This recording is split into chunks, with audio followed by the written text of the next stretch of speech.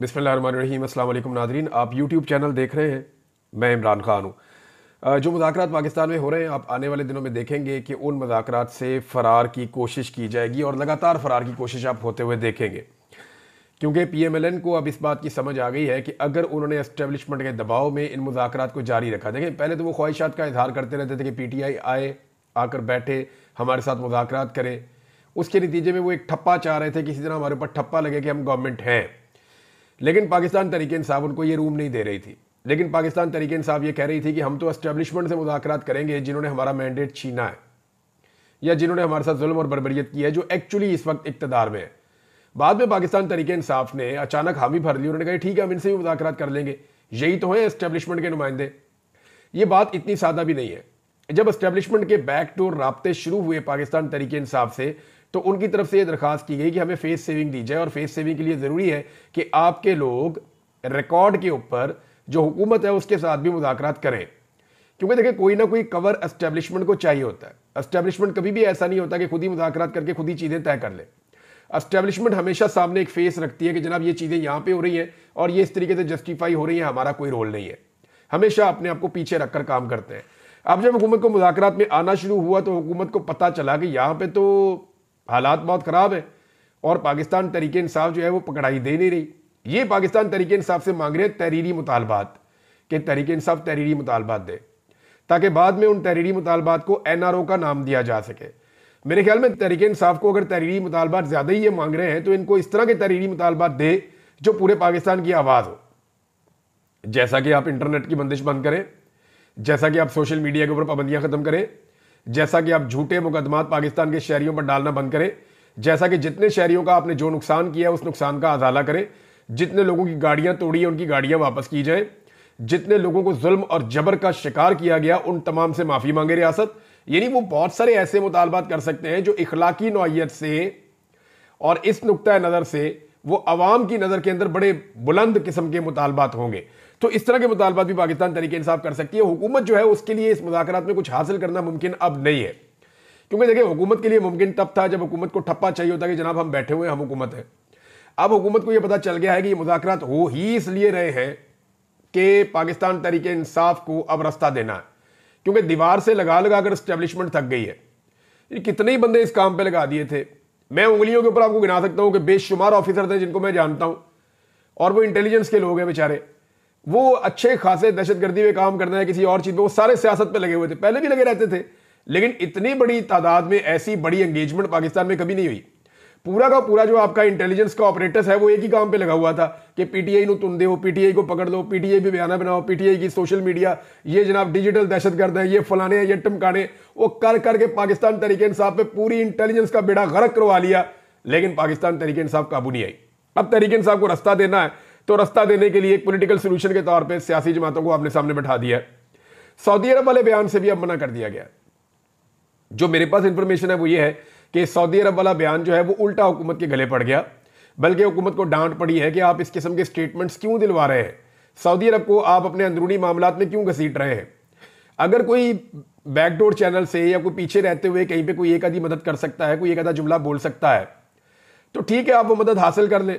अब ये तो बड़ा ही गैर जरूरी है कि किसी ने आपकी मदद की और आपने डंडोरा पीट के उसको भी अपने साथ लाके सफ में खड़ा कर दिया कि जनाब ये भी मेरे साथ शरीक जुर्म है, आज के बाद जब आपने मुझे गाली देनी है तो आपने इसको भी गाली देनी है। तो सऊदी अरब को इस बात का अदराक है। अब आप ये देखेंगे कि बहुत सारी ऐसी आवाज़ें जो उठ रही थी वो जरा थोड़ी मदम हो जाएंगी, या इस बात को उस तरीके से नहीं किया जाएगा जैसे पहले किया जा रहा था। इसके बारे में सख्त रद्द-ए-अमल आया और इसके ऊपर मना कर दिया गया है। जिस इमरान खान को माजी में फर्क देखें, ये पड़ा है ना कि जिस इमरान खान को माजी में फितना कहते थे, दहशतगर्द कहते थे, बलवाई कहते थे, जिस इमरान खान को कहते थे इंतशारी टोला लेकर आए और पता नहीं कौन कौन से नाम इनके लिए रखे हुए थे, उसी इमरान खान को आज इमरान खान कह के, उनको साबिक वज़ीर आज़म कह के मुखातिब किया जाता है। उसी इमरान खान के साथ बैठकर मुज़ाकरात करने के लिए मिन्नतें की जाती हैं। जिस इमरान खान को जेल के अंदर डालना इस निज़ाम की सबसे बड़ी ख्वाहिश थी, उसी इमरान खान को इस जेल से बाहर निकालना आज निज़ाम की सबसे बड़ी मजबूरी है। लेकिन वो इमरान खान जेल में गया भी बड़ा मुश्किल से था, यानी उसको जेल में डालना भी बहुत मुश्किल था। अब वो जेल से निकल भी बहुत मुश्किल से रहा है, यानी उसको जेल से निकालना भी बहुत मुश्किल है। इमरान खान की शख्सियत के अंदर एक चीज़ है, वो जहाँ जाते हैं एडजस्ट हो जाते हैं, जैसे वो हॉल में जाते हैं वो उस तरह अपने आप को ढाल लेते हैं। इस बात का किसी को आइडिया नहीं था यानी इन्हें लगता था कि 10-15 दिन में इमरान खान टूट जाएगा और हम एक रोता हुआ इमरान खान बाहर निकालेंगे, जो इमरान खान बाहर निकल के रो रो के एक प्रेस कॉन्फ्रेंस करेगा और वो ये कहेगा जी हमसे बहुत बड़ी गलती होगी, हम माफी मांगते हैं, हम आइंदा इन चीजों का हिस्सा नहीं बनेंगे। इन्हें लगा बहुत कमजोर आदमी है, उसका तवक्कल बहुत बढ़ गया था अल्लाह रब्बुल इज्जत पे। अब ये वाला इमरान खान जो है ये तो 5 वक्त नमाज पढ़ता था। ये वाला इमरान खान वो है जो बहुत सारा दीन को स्टडी कर चुका था। जब भी वो तकरीर करता था तो वो नबी अकरम सल्लल्लाहु अलैहि वसल्लम की, सहाबा इकराम की वो मिसालें देता था, अल्लाह के हुक्म की बात करता था। इय्याक नअबुदु व इय्याक नस्तईन से वो शुरू करता था। तो इमरान खान का तवक्कल और उसका लेवल कुछ और था। उसको जेल के अंदर तो डाल दिया, वो वहां जाकर भी एडजस्ट हो गया। वो दरवेश आदमी है, अब ये कहते हैं बाहर आओ, वो बाहर नहीं आता। तो मामला यहां पे आके बेचारों का फंसा हुआ है। अब उसी आदमी को जिसको जलील करने के ऊपर ये सारे लगे हुए थे, अब उसकी इज्जत करने पर मजबूर है। और मैं आपको फिर एक बात बता दूं कि कोई किसी को जलील नहीं कर सकता। इज्जत और जिल्लत ये मेरे रब के हाथ में है। जिंदगी और मौत मेरे रब के हाथ में है। राज़िक जो है वो मेरा रब है, कोई और जो है वो राज़िक हो भी नहीं सकता। अब जनाब ज़ुल्म खलीलदाद साहब एक मरतबा फिर मैदान में आ गए हैं। उनका स्टेटमेंट बहुत इंपॉर्टेंट है, मैं वो स्टेटमेंट आपको बताता हूं, क्योंकि मुझे ऐसा लगता है कि ज़ुल्म खलीलदाद दोबारा से पर तोल रहे हैं कि इस रीजन में उनको इंपॉर्टेंट जिम्मेदारी मिल जाए। और वो बड़े गौर से नजर रख के बैठे हुए हैं पूरे खित्ते के ऊपर, चाहे वो अफगानिस्तान के मामलात हों, चाहे पाकिस्तान के मामलात हों, चाहे ये साउथ एशिया का रीजन जितना भी है, इसके अंदर जो जो चीज़ें या डेवलपमेंट्स हो रही हैं, इनके बारे में ज़ुल्म खलीलदाद अपना मौक़िफ़ बड़ी तेज़ी से ले रहे हैं और इसके ऊपर नज़र रख के बैठे हुए हैं। ऐसा लगता है कि वो इस इंतज़ार में है कि डोनाल्ड ट्रंप की आने वाली हुकूमत उन्हें यहाँ पे कोई अहम जिम्मेदारी दे दे। अब उनका जो नया स्टेटमेंट है उसका उर्दू ट्रांसलेशन में आपको बता देता हूँ। वो ये कहते हैं कि पाकिस्तान को 3 बहरानों का सामना है। 3 जो बुनियादी बहरान है जिनकी वो बात कर रहे हैं, जिसका पाकिस्तान को सामना है, उसमें एक सियासी बहरान है। और वो उसके अंदर एक ब्रैकेट के अंदर लिखते हैं कि सियासी बहरान की वजह जो है वो इमरान खान की कैद है। जो सियासी बहरान है वो सबसे बड़ा बहरान है पाकिस्तान का, और उसका जो बड़ा रीज़न है वो इमरान खान की कैद है। नंबर 2 इक्तसादी, उन्होंने कहा कि पाकिस्तान की मईशत के ऊपर एक बहुत बड़ा मसला इस वक्त खड़ा हुआ है। इसके बारे में मेरे पास कुछ एदाद शुमार है, मैं आपके साथ शेयर करता हूँ। नालायक और नकम्मी हुकूमतें लाकर बदएतमादी पैदा करके हमने अपनी मईशत को तबाह किया। और तीसरा उन्होंने कहा जी सिक्योरिटी का एक बहरान है, जो अफगानिस्तान के साथ शदीद झड़पें और सैकड़ों पाकिस्तानियों की हलाकतें। उन्होंने कहा पाकिस्तान को एक नए आगाज की जरूरत है और ये आगाज इमरान खान की आज़ादी से होना चाहिए। ये ज़ुल्म खलीलदाद कह रहे हैं, जो डोनाल्ड ट्रंप की टीम का हिस्सा रहे हैं और डोनाल्ड ट्रंप के करीबी लोगों में से एक है, और इस खित्ते के ऊपर उनकी बहुत नजर है।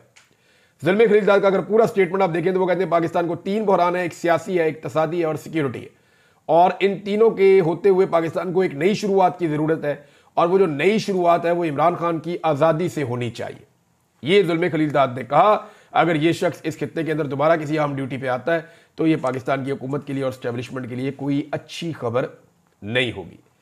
अब नाज़रीन इस मामले पे आ जाए कि आप इन तीनों बहरानों के लिए जिम्मेदार कौन है, तो देखिए पाकिस्तान की मिलिट्री एस्टेब्लिशमेंट रिस्पॉन्सिबल है, सिंपली मैं आपको कहूँ तो, क्योंकि जो सियासत के अंदर उनकी मुदाखलत है, उन्होंने पाकिस्तान को एक सियासी बहरान में लाकर खड़ा कर दिया। लेकिन आज जो पाकिस्तान में सियासी बहरान है वो पाकिस्तान की मिलिट्री एस्टेब्लिशमेंट की मुदाखलत की वजह से है। नवाज शरीफ भी यही कहते हैं, आसिफ अली जरदारी भी यही मानते हैं, फजल रहमान साहब भी यही मानते हैं, ANP भी यही मानती है, जमात इस्लामी और पाकिस्तान तहरीक इंसाफ भी यही कहते हैं, तहरीक लब्बैक के लोगों से आप बात करें वो भी यही कहते हैं, MQM के लोगों के साथ आप बैठ जाएं वो भी यही कहते हैं। पाकिस्तान की कोई एक सिंगल पॉलिटिकल पार्टी नहीं है जिसका मौक़िफ़ इसके बरक्स हो। जितनी भी सियासी जमातें हैं वो सब ये कहती हैं कि आज पाकिस्तान का जो सियासी बहरान है, चाहे इसका आगाज़ 2013 में हुआ, चाहे 2018 में हुआ, चाहे इसका आगाज़ 2022 में हुआ, चाहे इसका आगाज़ अभी 2023 में हुआ, जब भी हुआ, इसके लिए जो जिम्मेदार है वो पाकिस्तान की मिलिट्री एस्टेब्लिशमेंट है। अगर वो अपने आप को सियासत से बाहर रखती तो ये बहरान पाकिस्तान में ना होता। दूसरा इक्तसादी मामला जो है वो पाकिस्तान की इस्तेहकाम के साथ जुड़ा होता है ना। जब सियासी इस्तेहकाम नहीं है तो इक्तसादी या माशी इस्तेहकाम कैसे आएगा, वो आ नहीं सकता।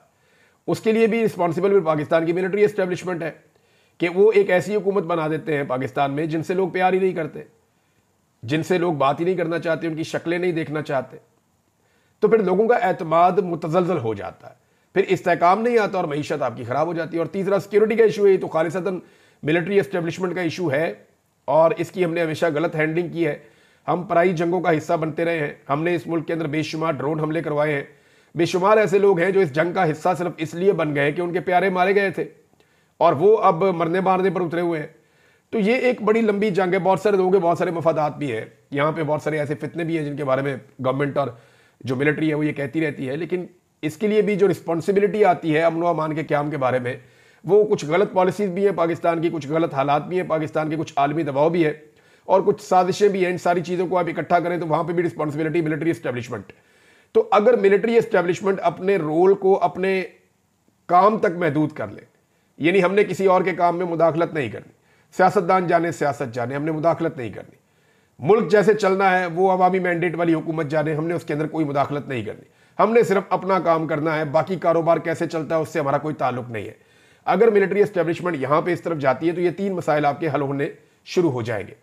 हाँ, इमरान खान साहब की आज़ादी इसका एक नुक्ता है, आगाज हो सकता है। एक और बहुत बड़ा मसला है पाकिस्तान का, जिसका यहां पे जिक्र नहीं किया ज़ुल्म खलीलजाद ने, और मैं इन सारे मसाइल से बड़ा मसला उसको समझता हूं। कभी ना कभी ये मसाइल हल हो जाएंगे। पाकिस्तानियों का बड़ा पोटेंशियल है, पाकिस्तानी इस मसले से पाकिस्तान को इंशाल्लाह निकालेंगे, चाहे एहतजाज करके निकालें, चाहे इनकलाब लाकर निकालें, चाहे सॉफ्ट इनकलाब लाकर निकालें, चाहे वोट के जरिए निकालें, कैसे भी करें ये निकल जाएगा पाकिस्तान इंशाल्लाह। आज नहीं निकलेगा तो साल में निकल जाएगा, साल में नहीं निकलेगा तो 10 साल में निकल जाएगा। लेकिन एक मसला नादरीन पाकिस्तान का ऐसा है जिसको हल करना बहुत जरूरी है और उससे पाकिस्तान नहीं निकल पाएगा जब तक कि पूरी कौम मिलकर एफर्ट नहीं करेगी। तमाम सियासी जमातों को भी बीच में आना पड़ेगा, तमाम तबकात को बीच में आना पड़ेगा, हर फर्द को किरदार अदा करना पड़ेगा जो हम फंस गए जिस मसले में, और वो मसला है क्लाइमेट चेंज का। पाकिस्तान दुनिया के उन ममालिक में से एक है जहां पे ये इशू सबसे ज्यादा उठा हुआ है। हमारी हवा जो है वो सांस लेने के काबिल नहीं रही। पूरी दुनिया में जब कोई शख्स किसी दूसरे मुल्क में या किसी नई जगह पे जाना चाहता है तो वो सबसे पहले आजकल के दौर में वहां का एयर क्वालिटी इंडेक्स चेक करता है इंटरनेट के ऊपर, AQI, और पाकिस्तान के किसी भी शहर का AQI बेहतर नहीं है। पाकिस्तान के ज्यादातर इलाकों का एयर क्वालिटी इंडेक्स इंसानी सेहत के लिए मुज़र है। लाहौर में पैदा होने वाला इंसान जो है जो वहां पे जिंदगी गुजारेगा उसकी जिंदगी के 7 साल कम हो सकते हैं एक साइंटिफिक रिसर्च के मुताबिक। लिहाजा हमें क्लाइमेट चेंज के ऊपर बहुत तेजी से काम करना होगा, इस पे पैसा खर्च करना होगा, इसके ऊपर कोशिश करनी होगी, जंगलात की कटाई रोकनी होगी, नए जंगलात फौरी तौर पे लगाने होंगे, आलूदगी पर काबू पाना होगा और बेशुमार इकदाम करने पड़ेंगे क्लाइमेट चेंज के हवाले से। यानी आप मुल्क को जितना मर्जी आप जमहूरी बना ले, जो मर्जी कर दें, जब तक आप वहां सांस नहीं ले पाएंगे तब तक वो रहने के काबिल नहीं होगा। लिहाजा ये सुनने में आपको छोटा लगता है लेकिन क्लाइमेट चेंज का इशू बहुत बड़ा इशू है, इसको भी पाकिस्तान को फौरी तौर पे एड्रेस करना पड़ेगा। नाज़रीन, एक और बड़ी इंपॉर्टेंट खबर है और डेवलपमेंट है, वो ये है कि वकला ने फैसला किया है कि वो अब पूरे पाकिस्तान के अंदर इज्तिमात करेंगे और आवाज उठाएंगे मिलिट्री कोर्ट्स के फैसलों के खिलाफ। फौजी अदालतें तो अदालतें ही नहीं होती ना, तो उनके फैसले की औकात क्या है। लेकिन फौजी अदालतों ने सिविलियन को सजाएं सुना दी हैं और अभी तक जो 100 से ज्यादा लोगों को सजाएं सुनवाई गई, किसी एक का भी फैसला सामने नहीं आया।